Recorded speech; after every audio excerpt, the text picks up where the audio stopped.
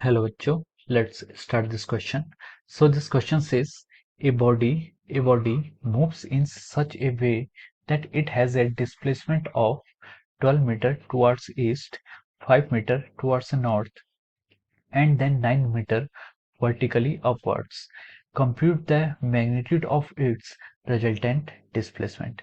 तो इस क्वेश्चन में हमें क्या निकालना है? रिजल्टेंट डिस्प्लेसमेंट निकालना है और we know that this is ये कि आपका वेक्टर का एडिशन है। तो यहाँ पर जो आपका की कॉन्सेप्ट है, की कॉन्सेप्ट क्या है आपका वेक्टर एडिशन। तो वेक्टर एडिशन की हेल्प से ही हम इस क्वेश्चन को क्या कर सॉल्व कर पाएंगे। तो चलिए इस क्वेश्चन को प्रोसीड सॉल्व करते हैं आगे।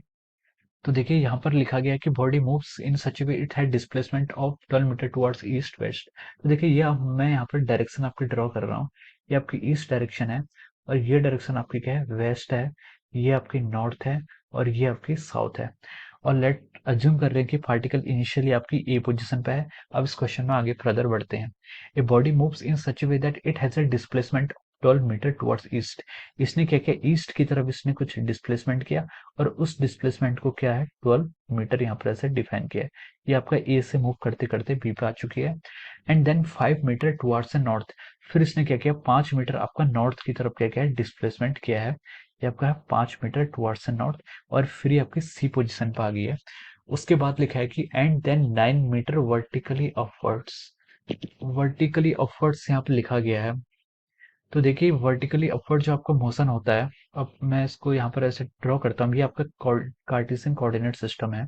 लेट ये आपका क्या है? कार्टेशियन कोऑर्डिनेट सिस्टम है। इस एक्सिस को अपने एक्स एक्सिस माना है, इस एक्सिस को अपने वाई एक्सिस माना है और ये एक्सिस आपकी क्या है? जेड एक्सिस है। तो देखिए जो आपकी एक्स एक्सिस है और वाई एक्सिस है, ये आपकी जो स्क्रीन है, स्क्रीन के प्लेन पर लाई करती है। जो आपकी एक्स एक्सिस है और वाई एक्सिस है आपकी स्क्रीन के प्लेन पर लाई करती है, यानी कि एक्स वाई एक्सिस आपका स्क्रीन का प्लेन है। और ये जो आपकी जेड एक्सिस है, जेड एक्सिस क्या है? ये इनवर्ट, ये आपकी टुवर्ड्स यू, ये आपकी तरफ आने वाली एक डायरेक्शन है। This is coming out to be you perpendicular to your screen.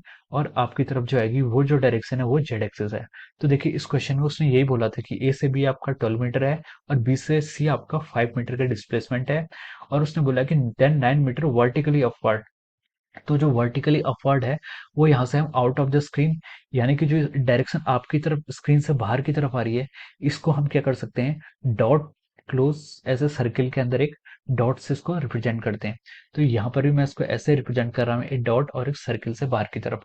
तो देखिए ये डायरेक्शन ऐसी है ए बी आपके राइट साइड को है और फिर बी सी आपकी अपवर्ड है। ठीक है, वर्ड अपवर्ड है। और फिर आपका एक और वेक्टर आएगा जो आउट ऑफ द स्क्रीन, जो आपकी तरफ आएगा। तो ये क्या बन जाएगा? तो यहाँ से हम इस इन तरफ के वेक्टर्स को अगर हमें जोड़ना होता है तो हम यहाँ पर एस टाइप के वेक्टर्स को जो लिखते हैं वो लिखते हैं एक्स आई कैप प्लस वाई जे कैप जेड के कैप। ये आपका 3 डायमेंशन वाला स्ट्रक्चर है। और इस तरह के वेक्टर का अगर आपको मैग्नीट्यूड निकालना होता है तो उसके मॉड को हम कैलकुलेट करते हैं root of your x square plus y square plus z square. ये आपके इस तरीके के वेक्टर का मैग्नीट्यूड होता है। और यहाँ पर भी आपको जो वेक्टर्स दिया हुआ है वो 3 डायमेंशन या फिर एक स्पेयर की फॉर्म में आपको वेक्टर्स गिवन है। तो अब आप इसको यहाँ पर नेट रिजल्ट अप्लाई कर सकते हैं। R vector is equal to root of x square plus y square plus z square. R x square आपका सबसे पहला डिस्प्लेसमेंट कितना है? 12 मीटर।